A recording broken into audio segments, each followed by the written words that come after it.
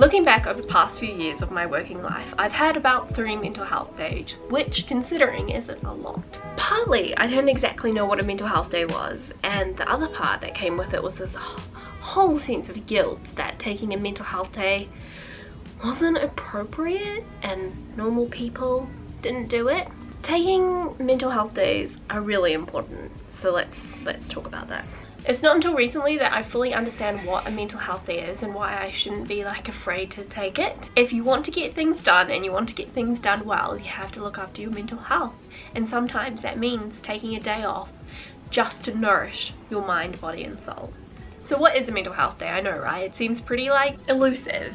And the reason for that is because it's completely different for every single person. A mental health day should be designed where you are giving your body, your mind, your soul what it has been craving. And naturally, because everyone is completely different, it's completely different for everyone. It's important to realize that you can't get much done or you can't get things done well if you're not at your best. And a mental health day is there to help that. It's a day focused on stress relief and burnout prevention. So if you're feeling burnt out, overwhelmed, or your anxiety levels are really high, or work's getting literally tough to go to, I think it's time for you to take a mental health day. And it can be so incredibly tempting to fill it up with chores or housework or things that you need to do, or literally just like vegging out on the sofa. And while those can be incredibly tempting, I think if you are taking a mental health day, you should design it with a lot of care and thought. So the night before my mental health day, I thought about it and I decided what I needed to do. So I'm going to run you through my mental health day that I planned. At 6 a.m. I woke up, I arose for me time, which included yoga and reading, and let me tell you, getting up before everyone else in the house is really blissful and just sets the tone for the rest of my day. 7 a.m. everyone was starting to wake up. We did our usual morning routines, which is like breakfast, get ready, do the stuff, and then after we dropped the girls at school, Luke and I went for a walk along the beach, because for me the beach is the ocean is a very grounding place that I love, and it makes me feel so much alive. And every time I go to the beach, no matter what, I have to touch the ocean. It's just like, it calls to me, like Moana. So yeah, I'd recommend including something that makes you feel like that. For some people it can be like the mountains or a forest walk, or just something that makes you feel really good, like your favorite place, and mine is the beach. After that, we went back home, we relaxed, we ate. I planned to do some mopping. Plan chores? Why did I plan chores? And then we had coffee and watched Game of Thrones, and then we went out, did the things that I wanted to do. We went to the library because I really wanted a library card, got that, and it was like, made me feel good. And then for the rest of the afternoon, we went to the supermarket, dinner, shower, movie, stuff for the kids, and then I relaxed and meditated for the rest of the day. Everyone's mental health day is going to look different, but the whole point of it, a mental health day, is to set your soul on fire, you know, to make you feel better. And sometimes you need those days, so please don't feel guilty about it. Let's talk about the things you can do for a mental health day.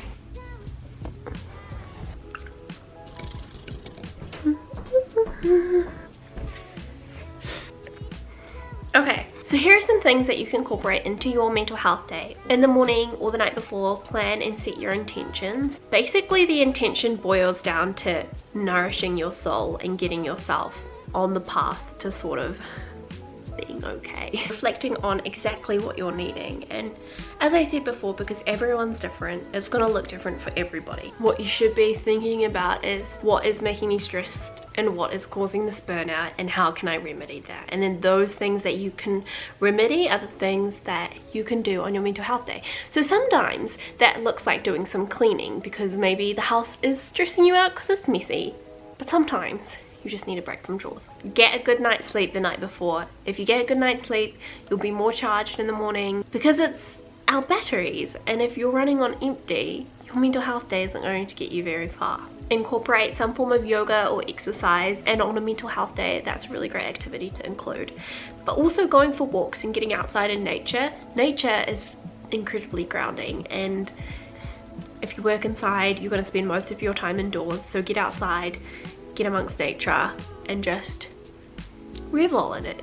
Make sure you eat breakfast, eat your meals. Not only are our batteries charged by sleep, but also by food naturally, and I know that eating well is one of the first things to go out the window when things are stressful. So we're trying to combat that. So eating nourishing foods is one of the first things that should go back in. Another thing to do is it's not fun, but sometimes the not fun things are actually much better for you, and that is to do the emotional work. A mental health day is perfect to just set aside half an hour. You can put the pen down whenever, but just to really start working on that emotional work. On the self-care day that I put in this video, I didn't do the emotional work because it's just too much for me. I ended up taking an entire wellness week, and that's where I went to like therapy 3 times, and I did a lot of journaling and self-reflection and did a lot of emotional work. When you are ready and have the space to do so, you should definitely figure out what is causing your burnouts and what is making you anxious, and then deal with it. And dealing with that often looks like just accepting it, journaling about it, and acknowledging that that's there, and figuring out what you can do about your daily anxieties that you're facing. I would highly suggest going and seeing a professional to help you through this, because our mind is a crazy space, and going to therapy is really incredibly helpful. Find a therapist, they're real great. Socialize and spend time with your support network, because those are the people that make you feel good, make you feel warm and loved and like sunshine. And on a mental health day, that's really important. You're a human, and humans need other humans, and I think that just socializing makes you feel loved and valued and just like a warm hug, and it's just gives me butterflies. So put that in your list too. There are a few other things that I think are great to include in mental health days. Those are things you need to do, relaxation, and fun.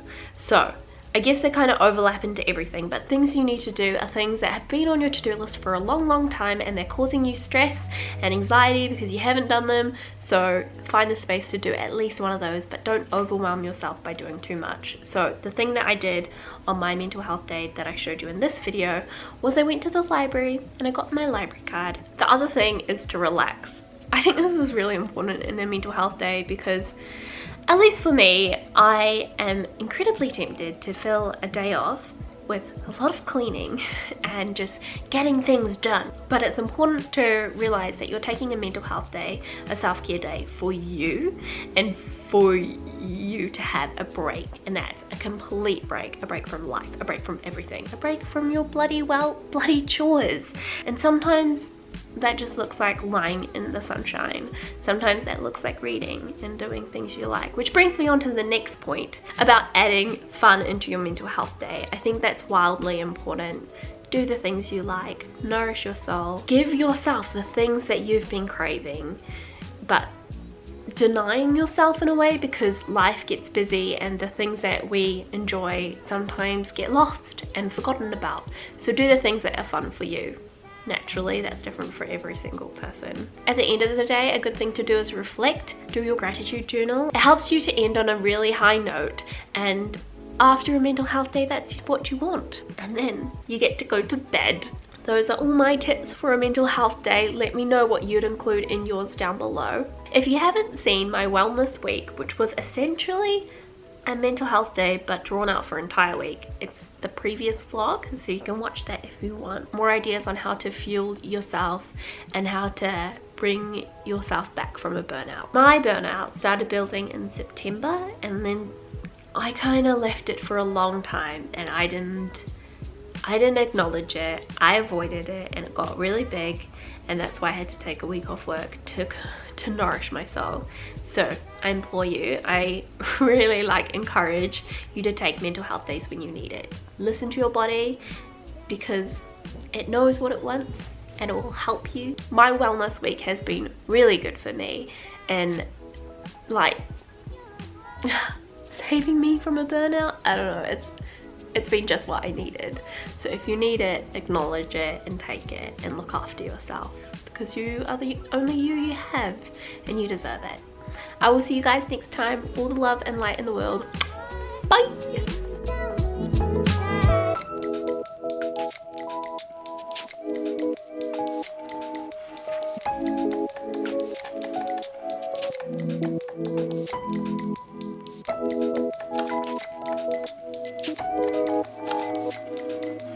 bye.